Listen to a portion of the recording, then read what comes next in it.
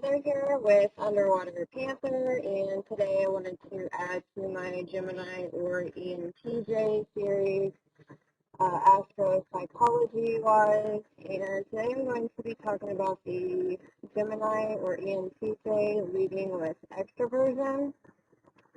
So extroversion is one of 5 core personality traits within the Big 5 theory of personality. Extroversion is characterized by sociability, talkativeness, assertiveness, and excitability. People who are high in extroversion tend to seek out social stimulation and opportunities to engage with others. These individuals are often described as being full of life, energy, and positivity. So the subtraits of extroversion are warmth, novelty and excitement, seeking, gregarious, assertiveness, cheerfulness, talkativeness. Okay, so I just got a phone call, so there's that. Anyways, let's see, the subtraits of extroversion, we had enjoying being the center of attention, action-oriented, friendly, and engaging. The ENTJ or Gemini personality leads with extroversion, with all that alpha masculine energy. They are considered the CEOs and the most alpha of all the 12 zodiac signs or personality types, aside from Aries, is very masculine. As an extrovert, they tend to love human interactions, are talkative, initiating, enthusiastic, and gregarious.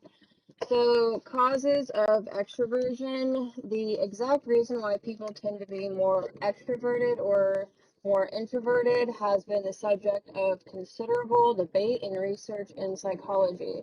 As with many such debates, the question tends to boil down to 2 key contributors, which is nature or nurture.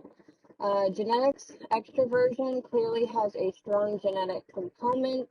Twin studies suggest that genetics contribute somewhere between 40 and 60% of the variance between extroversion and introversion.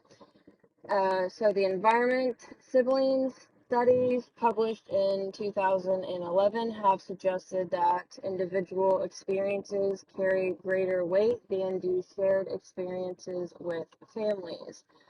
Variability in this trait may be linked to differences in cortical arousal.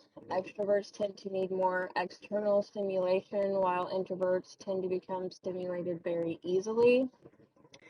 The Gemini archetype holds a lot of warrior energy within it, and it also embodies the king or the emperor or the queen and empress energies. Gemini leads with masculine energy, like I said. Extroversion is considered more masculine. It's initiative, and feminine energy is considered introverted.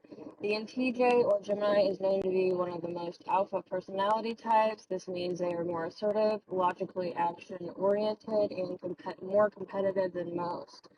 So, disclaimer on these feminine and masculine energies. We all have feminine energy and masculine energies within us. Neither energies are inherently bad. One is not better than the other, and we need both for true balance. So the force, yang or masculine, divides power. The masculine comes up with a lot of ideas and is known to be a starter or initiator. Masculine energy has no problem taking risk, but you need your feminine energy balance within in order to nurture and see the project or ideas through. This is the only way something can be successful. Masculine is more ego and can struggle with seeking validation outside of itself and not giving its raw, authentic, original creations. Masculine energy can get stuck in the head in ideas and not give itself permission to feel. If this happens, you are blocking your creativity and intuition. When you are not emotional, you can get into addictions such as having sex just to have sex. We need to be grounded in our bodies rather than always in our heads, or else we will create major anxiety. This can cause illnesses. Our body is a reflection of our mind. Masculine energy is outcome focused. We need to remember the importance of enjoying the process so that we do not get lost or attached our identity to the goal along the way. So we tend to attach our identity with our goals. Masculine energy is more about self and can be felt in a quickened pace type of way. We need to slow down at times and be more relatable. And the archetypes or personality types or zodiac signs are split up according to being more masculine or more feminine.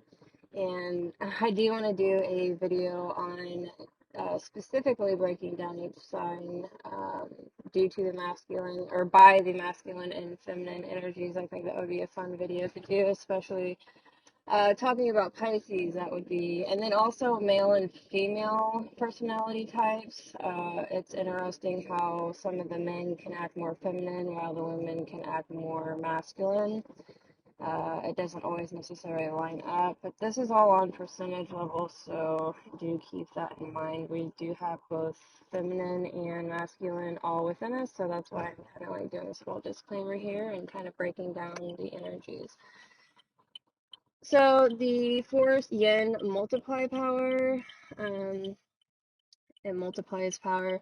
Feminine energy embodies a slower pace, being grounded within your feelings and emotions, your intuition, as well as being nurturing.